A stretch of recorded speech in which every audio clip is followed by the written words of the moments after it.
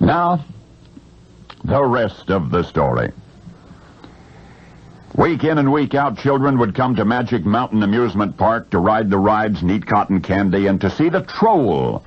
No, it was not a real troll, of course, but rather an elaborately costumed 18-year-old San Fernando Valley girl named Debbie. And thus disguised, Debbie the troll would stroll the byways of Magic Mountain, making friends with the youngsters.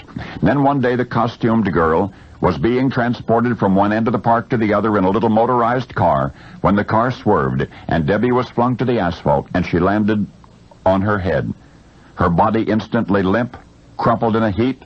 Fellow employees rushed to her side. From all appearances, Debbie had died.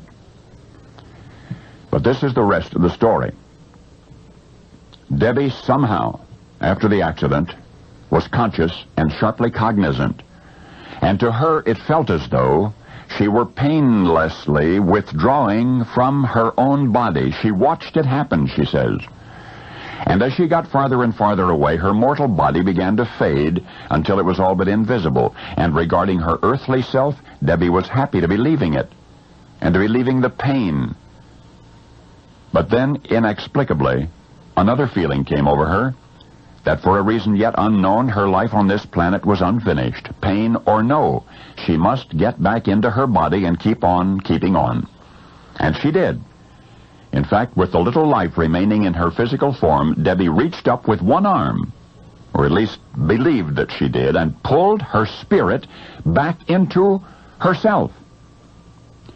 Well, Debbie remained in a coma after that, and yet, though her eyes were closed, she could think and hear. She heard the doctors talking, cerebral hemorrhage, they were saying. She heard her mother weeping.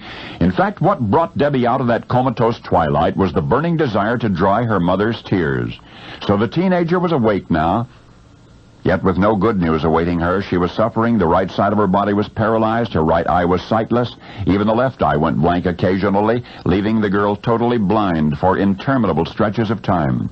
Before the accident, Debbie had planned on a Cal State sociology degree, but all the while she lay there in physical and mental anguish, all that year of hospitals and hopelessness, Debbie promised herself if she recovered sufficiently, she would not do what was expected of her, but rather precisely what she wanted to do.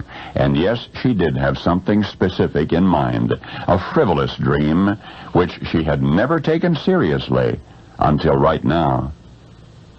Well, Debbie did recover, miraculously, fully, completely. And to this day, she is astonished to recall the moment she stood at the crossroads of life and death and reached up with one arm to pull her ethereal self back into her earthly one. By the way, in the accident report was recorded that at one point, as Debbie lay apparently dead, her arm shot upward. An involuntary muscle reaction, it was called. But Debbie believes that she knows better. Anyway, there was life after all on the other side of the Magic Mountain, and a spectacular motion picture career, studded with accolades and Academy Award nominations.